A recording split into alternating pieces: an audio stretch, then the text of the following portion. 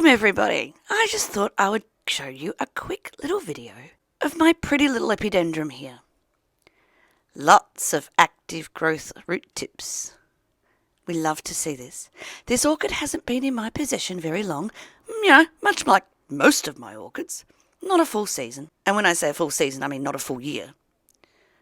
I got her late last year, November 2022, and we're now at the end of May in 2023.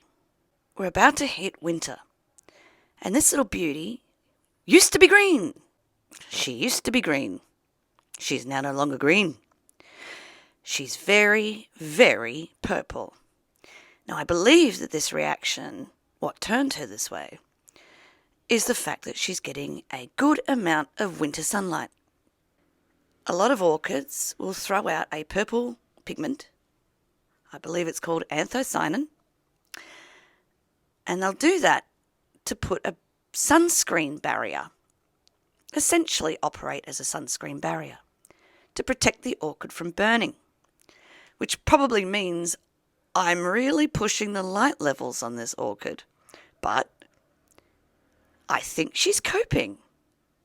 There is no actual burn on these leaves, just the anthocyanin reaction. Now, I'm not an expert.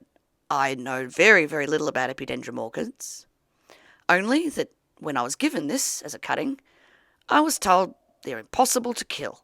Well, sure, challenge accepted. I'm not trying to kill this orchid. I'm trying to learn about this orchid. So I put her in this beautiful sunny position, because a lot of these orchids that I have do like a sunny winter position. And this is the sunniest winter position I can give her. And, she's growing. Look at those lovely root tips. Beautiful. I'm not complaining about this. So, if you have any advice for me on this orchid, let me know. Maybe I should put her on a mount. Maybe I should move her to a position where she doesn't get quite so much sun. Who knows? Maybe this amount of sunlight this time of year is the right thing to do. I'm not sure.